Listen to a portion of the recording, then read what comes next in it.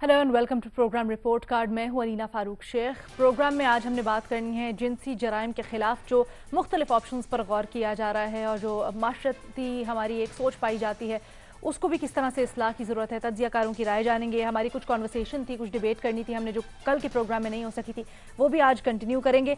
लेकिन सबसे पहले कुछ डिटेल सामने आई हैं जनाब, उससे मुतल्लिक गुफ्तगू करेंगे और अपने तज्ज़ियाकारों का उसके ऊपर कॉमेंट लेंगे। तो FBR ने अरकान पार्लियामेंट की साल 2018-19 की टैक्स डायरेक्टरी जारी की है। अभी जो आदादोशुमार आए हैं बड़े इसमें अजीब व गरीब आदादोशुमार भी शामिल हैं। पहले सर आपको बताएं कि कौन सबसे ज़्यादा किसने टैक्स पे किया है।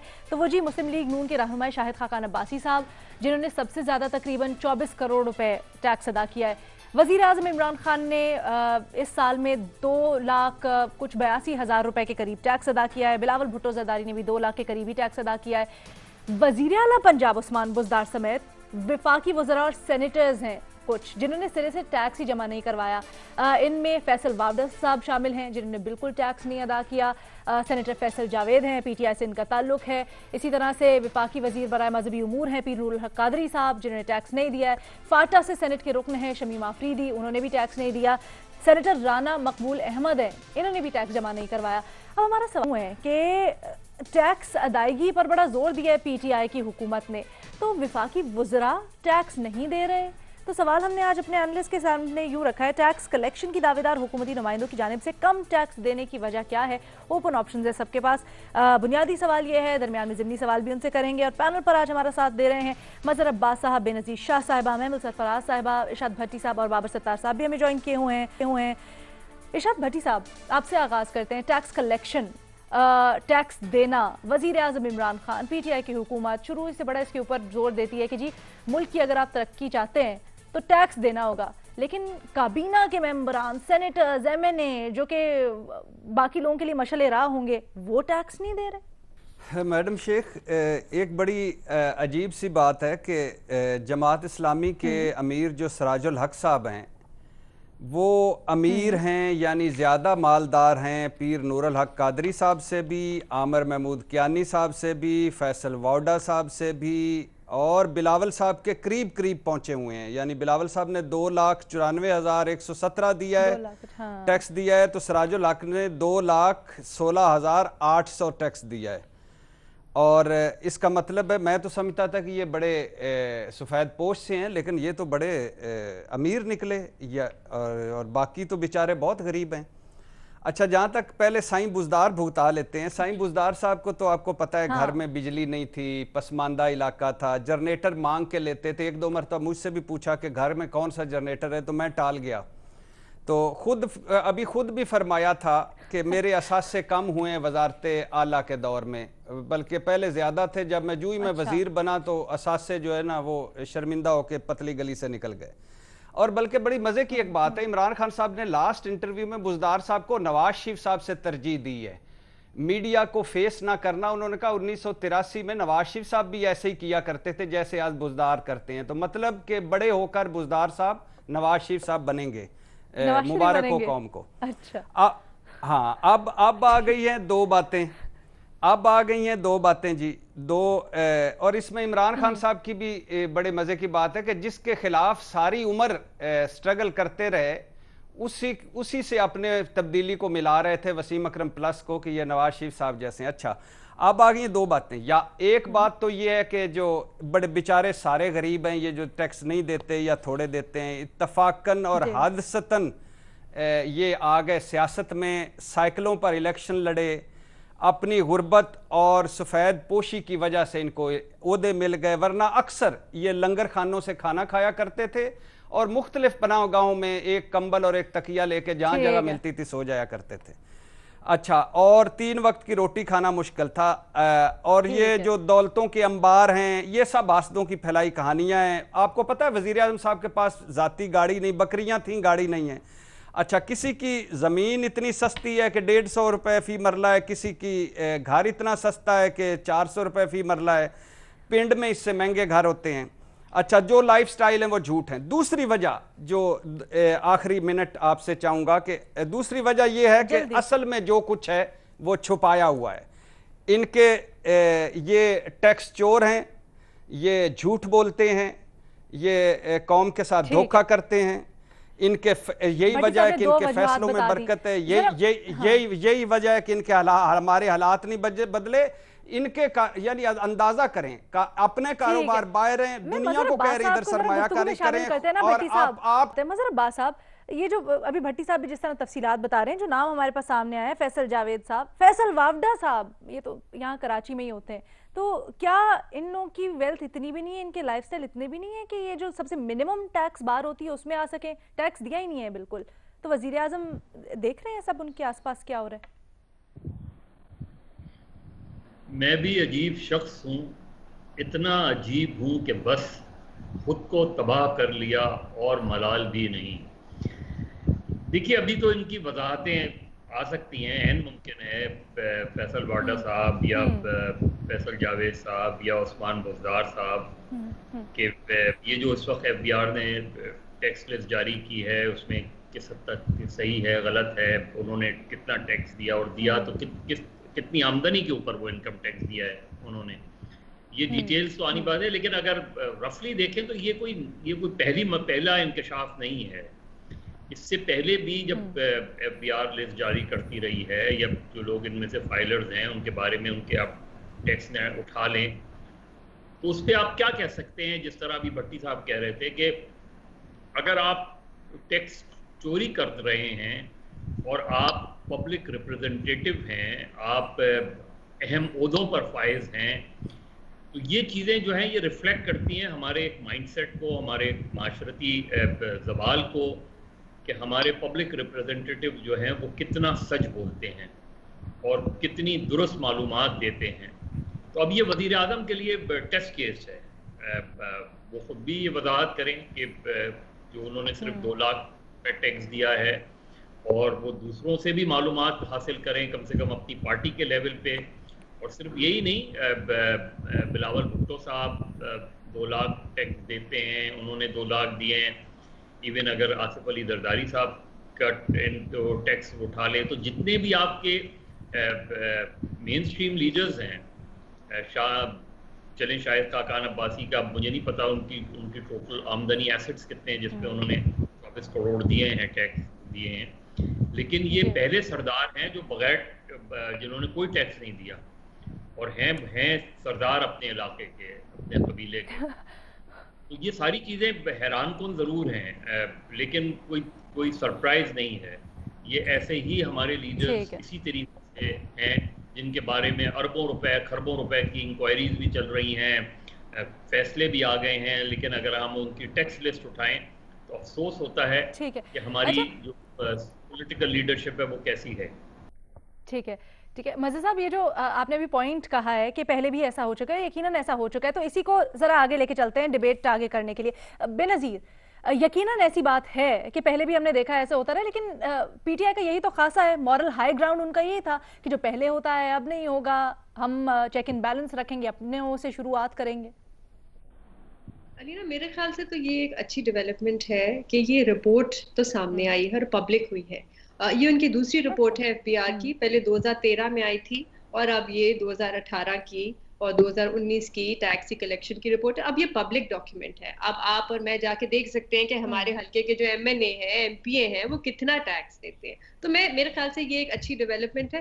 دیکھیں ایک چیز جو ابھی بھی ہے, کیونکہ مجھے اتنا ٹیکس وغیرہ کے بارے میں اتنا پتہ نہیں ہے, لیکن ایک مائنڈ سیٹ اور ہمارا جو کلچر رہا ہے وہ یہی رہا ہے کہ ٹیکس ادا ہم اکثر, اور یہ ہمارے گھروں کی بھی بات ہے, مطلب ہمارے گھروں میں کہاں یہ باتیں ہوتی تھیں کہ ٹیکس دینا ہے یا ڈیڈ لائن گزر رہی ہے, لیکن یہ مائنڈ سیٹ آہستہ آہستہ میرے خیال سے اب تبدیل ہو رہا ہے. ہم جو سیلریڈ کلاس ہے اس میں اب یہ بات ضرور ہوتی ہے کہ ٹیکس کی ڈیڈ لائن آ رہی ہے, ٹیکس دینا ہے. اگر آپ کمپیئر کریں یا موازنہ کریں امریکہ کے ساتھ, تو وہاں پہ ایک قسم کا خوف ہوتا تھا آئی آر ایس سے کہ وہ آ جائیں گے اور آپ سے ٹیکس کلیکٹ کریں گے, بلکہ بہت سے بڑے بڑے مجرموں کو صرف ایک چھوٹی سی چیز ٹیکس پہ انہوں نے جا کے پکڑا ہے. تو اس قسم کا خوف ابھی بھی ہمارے کلچر میں نہیں ہے کہ ٹیکس دینا ایک رسپانسبلٹی ہے اور ہمیں ادا کرنا پڑے گا.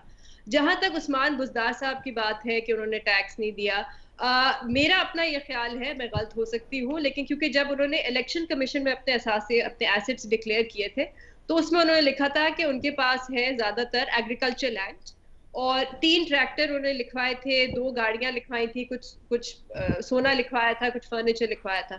تو میرے خیال سے, یہ میرا اپنا خیال ہے کہ ہو سکتا ہے کیونکہ ان کی زیادہ تر انکم ایگریکلچر سے آتی ہے اور ایگریکلچر ٹیکس بڑا نامنل ہوتا ہے, بلکہ نہ ہونے کے برابر ہی ہوتا ہے, تو ہو سکتا ہے کہ یہ ایک وجہ ہو سکتی ہے. دوسری وجہ ہو سکتی ہے جو ابھی حماد عدل صاحب نے بھی ابھی ٹویٹر پہ تھوڑی دیر پہلے بتایا ہے کہ اس میں, اور اس پہ بڑے واضح طور پہ ایف بی آر ڈاکیومنٹ میں لکھا ہوا ہے کہ اگر یہ لوگ کسی کمپنی کے تحت ٹیکس دیتے ہیں یا وہاں سے ان کا ڈیڈکٹ ہوتا ہے تو وہ اس میں ایڈ نہیں ہوا ہوا. اور یہ بات حماد عدل صاحب نے ابھی کلیریفائی کی ہے کہ ان کا وہاں سے ڈیڈکٹ ہو جاتا ہے, ان کی فرم سے یا ان کی کمپنی سے ہو جاتا ہے, تو یہاں سے نہیں ہوتا. تو یہ ساری چیزیں دیکھنی پڑیں گی دیکھنے کے لیے کہ اس میں ایکچولی اس کو ابھی ایویلیویٹ میرے خیال سے کرنے کی ضرورت ہے.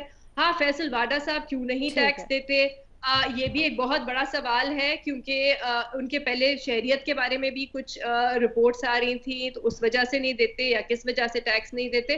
تو یہ ایک کلچر بھی میرے خیال سے اب آہستہ آہستہ ہمارا تبدیل ہو رہا ہے, اور یہ میں تو کہوں گی یہ بڑی اچھی ڈیولپمنٹ ہے. یہ ایک ڈاکیومنٹ ہے. دوہری شہریت والے معاملے میں انہوں نے اپنی دوسری نیشنلٹی سرنڈر کر دی ہوئی ہے ان کے مطابق. خیر, لیکن یہ پوائنٹ بے نظیر والا آگے لے کے چلتا ہے. لیکن یہ دیکھیے علیرا, لیکن یہ 2018 کی رپورٹ ہے, تو 2018 جون تک, مطلب کہ یہ الیکشن سے پہلے کی ہے. تو ہو سکتا ہے کہ اگر آپ, ویسے میں بتا رہی ہوں کہ اگر آپ نان ریزیڈنٹ ہو یا یو ایس سٹیزن ہو تو آپ کو پاکستان میں ٹیکس دینا ضروری نہیں ہے. تو ہو سکتا ہے, مجھے نہیں پتا ان کی کیا ریزن ہے یا کیا ہوگا, لیکن میرے خیال سے یہ اچھی چیز ہے. ایک ڈاکیومنٹ ہے, ایک پبلک ڈاکیومنٹ ہے, ایک ویب سائٹ پہ ہے. میرے لیے ایک چھوٹی سی میں چیز یہاں ایڈ کرنا چاہوں گی, کیونکہ میں ایک لے مین ہوں, مجھے اتنی ان چیزوں کی سمجھ نہیں آتی. میرے لیے یہ زیادہ اہم ہوتا ہے اگر ایف پی آر اس میں ہمیں یہ بتا دے کہ انکم کتنی ہے اور ٹیکس اس کے آگے ٹیکس کتنا ہے, تو پھر آپ ایک کمپیریزن کر سکتے ہو نا. ٹھیک ہے جی. محمل, دیکھیے علینا, میرے خیال میں ایکچولی جتنا مجھے ٹیکس کی سمجھ ہے, جو میں نے کچھ لوگوں سے پوچھا بھی ہے, اس کے اندر بیسکلی تو یہ ہوتا ہے کہ آپ کی نیچر آف ایسٹ کیا ہے, سائز آف ایسٹ کیا ہے, اور پھر اس کے اوپر آمدن کیا ہے. مطلب فرض کریں کہ ہو سکتا ہے کہ میری شاید پاکستان کی سب سے بڑی کمپنی ہو, بہت بڑا میرا بزنس ہو, لیکن اگر میرا بزنس لاس میں ہے تو پھر میرا ٹیکس اس لاس کو ریفلیکٹ کرے گا نا, پروفٹ میں تو نہیں ہے. پھر دوسری چیز یہ, اگر میرے پاس فرض کرے چھوٹا بزنس ہے, چھوٹا ایسٹ ہے, لیکن اس کی آمدن زیادہ ہے, تو اس کے ٹیکس اور پروفٹ زیادہ ہے, تو اس کا ٹیکس بھی زیادہ ہوگا. مطلب میں آپ کو ایک چھوٹی سی ایگزامپل دیتی ہوں. اگر میرا ایک کمرشل پلاٹ ہے لاہور کے اندر, لیکن وہ خالی پڑا ہوا ہے, اس کے اوپر کوئی وہ نہیں ہو رہی, ایکٹیویٹی نہیں ہو رہی, تو ظاہری بات ہے اس کا زیرو ٹیکس ہوگا نا, کیونکہ میں تو اس کے اوپر کچھ کر ہی نہیں رہی, نہ اس کے اوپر کوئی پلازا ہے. ہو سکتا ہے کہ لاہور سے کوئی 200-300 کلومیٹر دور جو ہے وہاں پہ ایک پلازا ہے, وہ لیکن وہ اس کی ویلیو اتنی نہیں ہے اس لینڈ کی, لیکن اس کو ایک آمدن آ رہی ہے, تو وہ جب ٹیکس پے کرے گا وہ شخص, تو اس کی وہ آمدن ریفلیکٹ کرے گی. تو اصل وجہ یہ ہے کہ یہ ان کے ایسٹس بے شک لوگوں کے زیادہ ہو سکتے ہیں, لیکن اگر اس ایسٹ کے اوپر آمدنی نہیں ہو رہی تو پھر وہ آپ کے ٹیکس میں تو نہیں ہو رہا. اور اگر آپ لاس میکنگ اینٹی ہے تو پھر تو ظاہری بات ہے آپ لاس ہی دکھائیں گے. پھر اس کے اندر تو ایک اور چیز ہے. دوسری چیز جو ایک بے نظیر نے بھی پوائنٹ کیا, ایگریکلچرل انکم کا, انہوں نے بزدار صاحب کی بات کی ہے. بہت سارے ہمارے ایکچولی پارلیمنٹیرینز کی ایگریکلچر لینڈ ہے, تو کیا وہ اس لسٹ کا حصہ ہے کہ نہیں, یہ ابھی ہمیں پتہ نہیں ہے. اور اگر وہ بھی تو وہی جس طرح بات ہے کہ وہ ایگریکلچر پہ تو نامنل ہوتی ہے. بہت سارے ہمارے بہت بڑے بڑے لینڈ لارڈ یا فیوڈل جو ہیں وہ پارلیمنٹ کے اندر ہے, لیکن وہی بات ہے at the end of the day کہ اس کے اوپر آپ ٹیکس گورنمنٹ کی طرف سے ہی نہیں ہے. تو جب اسٹیٹ کی طرف سے نہیں ہے تو وہ اپنی وہ خود تو نہیں دیں گے. تو میرے خیال میں اس کے اوپر اس طرح کی بات کرنا کہ یہ پی ٹی آئی نے کیوں, یہ چیز کی بات سمپل سی ہے. اگر آپ کی کمپنی کے شیئرز ہیں, آپ کو ڈیویڈنڈ مل رہا ہے اس کا, تو اگر پروفٹ میں ٹیکس دیں گے, لاس میں ہے تو آپ لاس شو کریں گے. تو اس کے اندر کوئی ایسی بڑی بات یا کوئی ایسا کوئی مفروضہ نہیں ہے.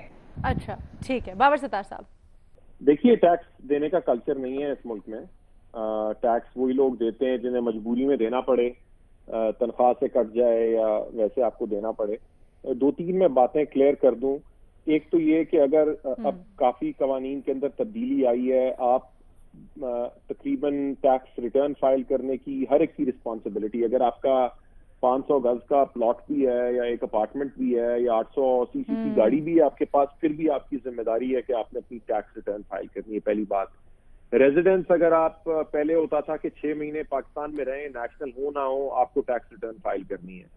اب وہ ٹائم پیریڈ انہوں نے 90 دن غالباً بڑھا کے کر دیا ہے, کم کر کے. تو 90 دن سے زیادہ اگر آپ پاکستان میں رہے ہیں کسی بھی سال میں, آپ نیشنل ہیں یا نہیں ہیں, آپ نے یا ڈول نیشنل ہیں یا نہیں ہے, آپ نے ٹیکس فائل کرنا ہے, کیونکہ آپ ٹیکس پرپسز کے لیے ریزیڈنٹ بن جاتے ہیں پاکستان کے. تیسری بات, ایگریکلچر टैक्स है पाकिस्तान में, खाली वो प्रोविंशियल सब्जेक्ट है। और पहले यही होता था कि आप कहते थे जी ये करोड़ों की इनकम मेरी एग्रीकल्चर इनकम है, इसके ऊपर टैक्स नहीं है। बिल्कुल टैक्स है। अब कानून ये कहता है कि आपने अगर एग्रीकल्चर इनकम शो की तो साथ आप वो रसीदें लगाएंगे कि आपने प्रोविंशियल टैक्स इसके ऊपर दिया है। अगर तो दिया है प्रोविंशियल टैक्स इसके ऊपर जो 15 या 20% या जितना भी बनता है, फिर तो उसे वो एग्रीकल्चर इनकम कंसिडर करेंगे, वरना उस इनकम को आपकी ओवरऑल इनकम में शामिल कर लेंगे और बिजनेस इनकम कंसिडर करेंगे।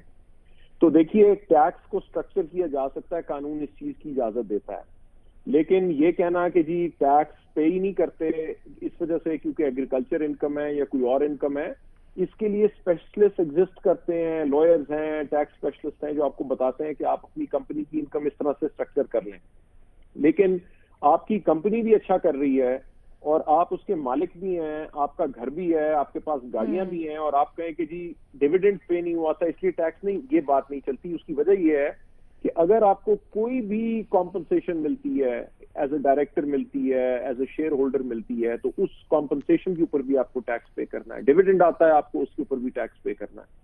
और जो बेसिक बुनियादी कानून है एसेट बियॉन्ड मीन्स का, वो है ही इस वजह से कि अगर आपकी आम जिंदगी से ये मालूम होता है कि आपके पास पैसे ज्यादा हैं, लेकिन आपके टैक्स गोशवारे पढ़ के नहीं लगता है कि आप भूखे नंगे हैं, तो फिर आपके ऊपर कार्रवाई होनी चाहिए। और मैं इसमें बाकी लोगों को छोड़ देते हैं, प्राइम मिनिस्टर की खाली बात कर लेते हैं। वो अगर 2-2.5 लाख रुपया टैक्स देते हैं, इसका मतलब ये बनता है कि उनकी साल की आमदनी तकरीबन, आप अंदाजन मैं कह रहा हूं कि 15-17 लाख से ज्यादा नहीं होनी चाहिए। अब 15-17 लाख का मतलब ये हुआ कि आप महीने की किसी शख्स की आमदनी तकरीबन 1.5 लाख रुपया कर रहे हैं, तो 1.5 लाख में आप रह के उस तरह दिखा दें जिस तरह से प्राइम मिनिस्टर का घर है और बाकी है, या फिर वो कोई तफसील बताएं कि जनाब ये गाड़ी है, ये घर है, इसमें को मुलाजिम होंगे, आपने जानवर रखे हुए हैं, अपने कुत्तों का ही, यहाँ पे एक कुत्ता आपने घर में रखा हुआ है इस्लामाबाद में, तो 15-17 हजार रुपया तो उसका खर्चा आपको पड़ जाता है, आपका जो पेट डॉग होता है।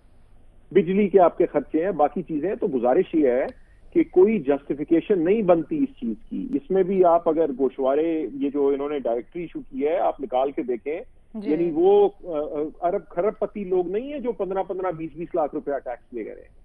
छोटी छोटी चीज भी आप की हो तो आपका इतना टैक्स बन जाता है। प्रोफेशनल्स का निकाल के देखें, वो नजर आता है कि जी वो टैक्स दे रहे हैं लोग। सो इसकी जस्टिफिकेशन नहीं है। और उस पार्टी के प्लेटफॉर्म पे फिर खड़े होकर आप बातें करें कि जी हम ट्रांसपेरेंसी ले आएंगे और हम ये वो कर लेंगे, ये मजाक है। ठीक है, भट्टी साहब आप कुछ ऐड करना चाह रहे हैं क्विकली प्लीज?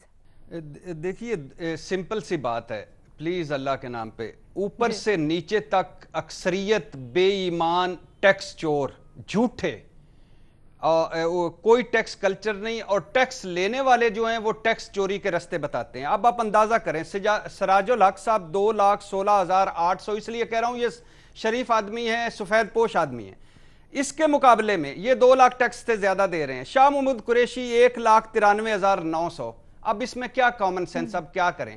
बाकी जहां मैमल सरफराज साहब ने फरमाया कि लॉस में, सारी शुगर मिलों में अक्सरियत लॉस में थी और शुगर मिलों पे शुगर मिलें लगा रहे हैं।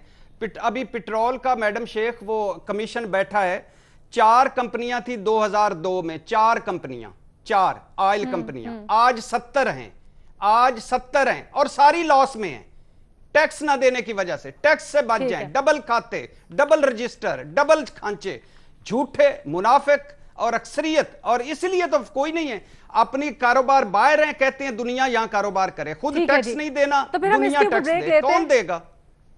हम यहां पर एक छोटा सा ब्रेक लेते हैं, ब्रेक के बाद आके दूसरा सवाल करेंगे।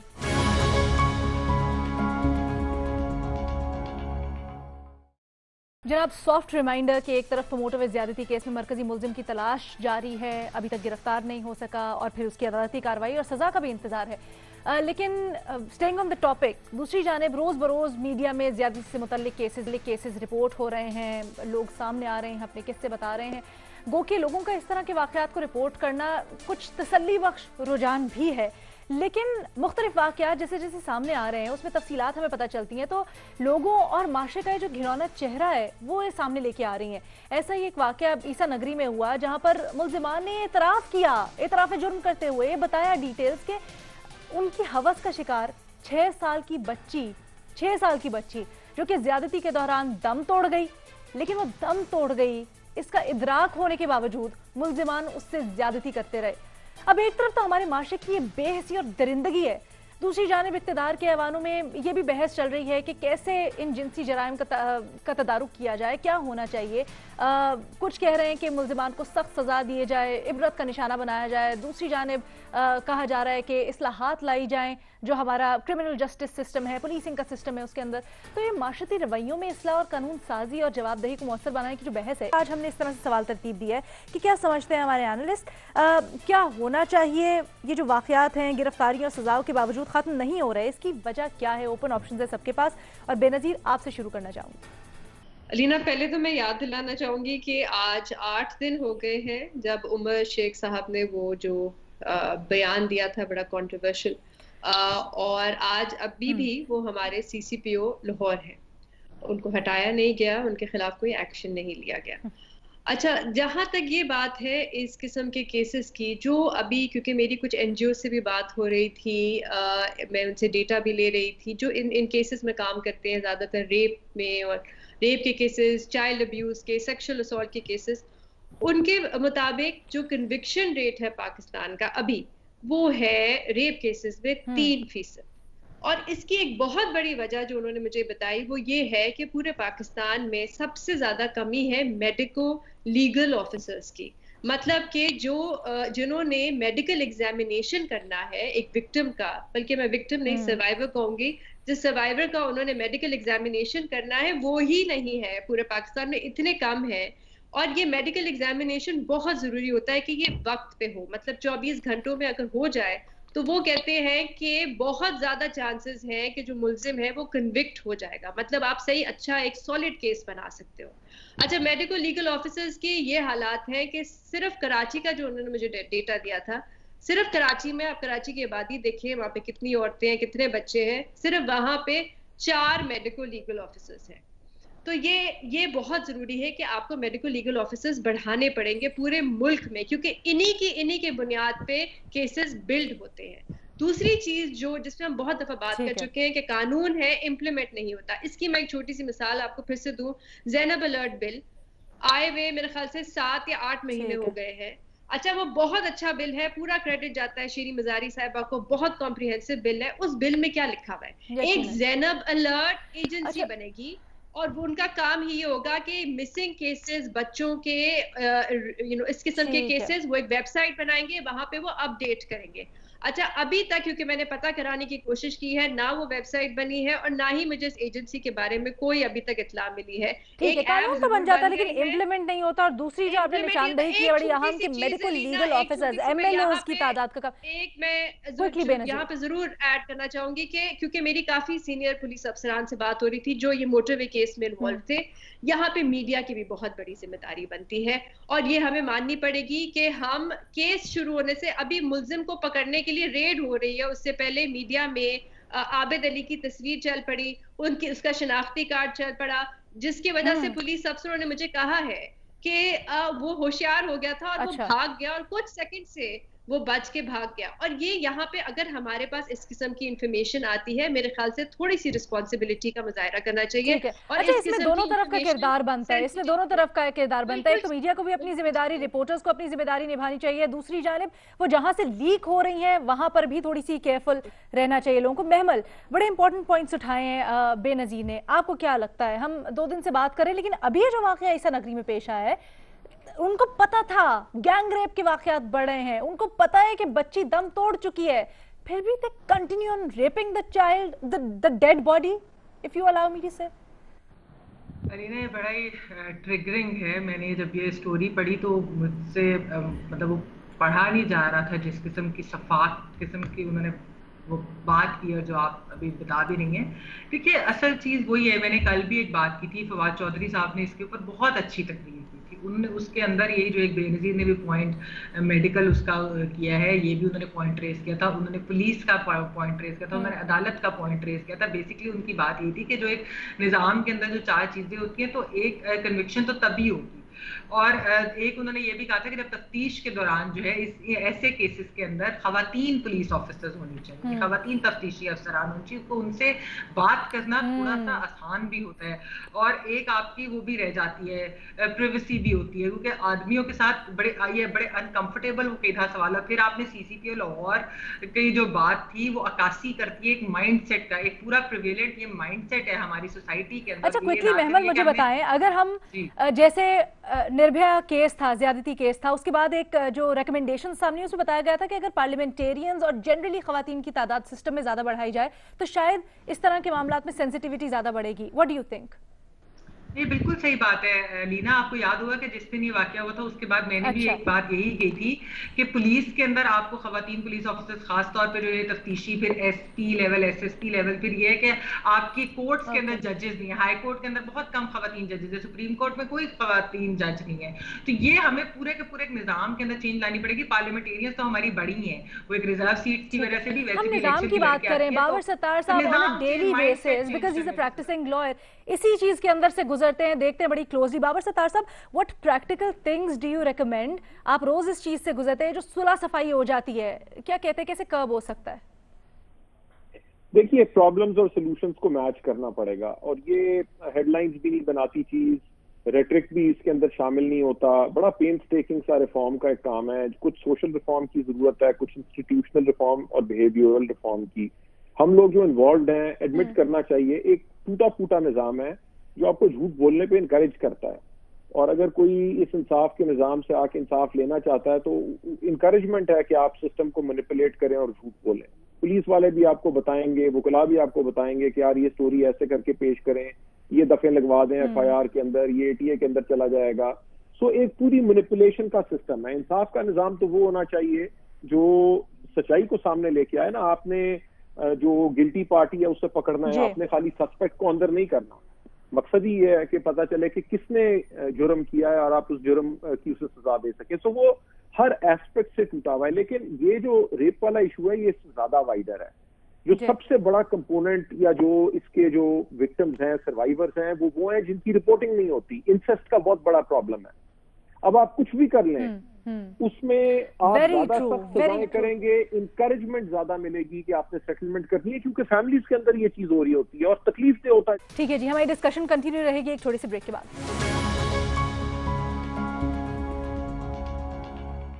مظہر عباس صاحب, ہم اوور آل کیا کر سکتے ہیں اس کے لیے؟ دیکھیے پہلے تو اسپیڈی جسٹس یہ بہت ضروری ہے. جس طرح ابھی بے نظیر نے میڈیا کی بات کی, how to report a crime, یہ ہمارے یہاں زیادہ تر لوگوں کو پتہ ہی نہیں ہے کہ کرائم کو کیسے رپورٹ کیا جاتا ہے.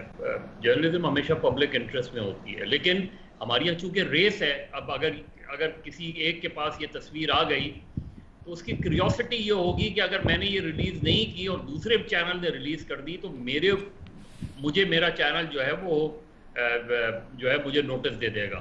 تو یہ بھی ایک پرابلم ہے. تو اس کو اوپر کے لیول پہ ہمیں سیٹ کرنا پڑے گا, اور یہ ضروری بھی نہیں ہے کہ تصویر لیک ہونے کی وجہ سے وہ بھاگا ہو.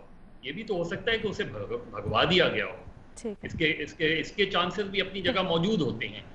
دیکھیے سب سے پہلے اینٹی ٹیررزم ایکٹ 1997 آیا تھا, تو اس میں لکھا ہوا تھا کہ 7 دن کے اندر فیصلے ہوں گے اور 1 مہینے کے اندر جو ہے وہ اپیل کا فیصلہ ہوگا, اور پھر سپریم کورٹ کے لیے کوئی ٹائم فریم نہیں تھا. 3 مہینے میں فیصلے ہونے چاہیے. ودن 3 منتھ جو ہے وہ سپریم کورٹ کے لیول تک چیز جو ہے وہ ٹائم بار کر دینا چاہیے, اور جہاں پر موجود ہے ٹائم بار اس کو امپلیمنٹ کروانا چاہیے. ٹھیک ہے, یاد رکھیں کہ جب تک آپ پولیس ریفارمز اور جیل ریفارمز نہیں کریں گے, آپ ان لوگوں کو جو ہے کیفر کردار تک پہنچا ہی نہیں سکتے, کیونکہ MLO سے لے کے پولیس سرجن تک رپورٹ مینیپولیٹ ہوتی ہیں. مظہر عباس صاحب بالکل صحیح کہہ رہے ہیں آپ, لیکن یہ اس وقت کی بات ہے جب کیس رپورٹ ہو اور پولیس تک پہنچے. لیکن دیکھا یہ گیا ہے آج بھی, جیسے بھٹی صاحب, یہ دیکھا گیا کہ جی ایک لڑکی نے خودکشی کر لی بیکاز وہ پولیس کے پاس گئی, پولیس کا رویہ اتنا گندا تھا کہ وہ دل برداشتہ ہو کے اس نے خودکشی کر لی. باپ بیٹی سے زیادتی کر رہا ہے, ایسے کیسز سامنے آ رہے ہیں. روز روئیں گے میڈم شیخ, ہم روز روئیں گے, روز ایک نیا کیس ڈسکس کریں گے.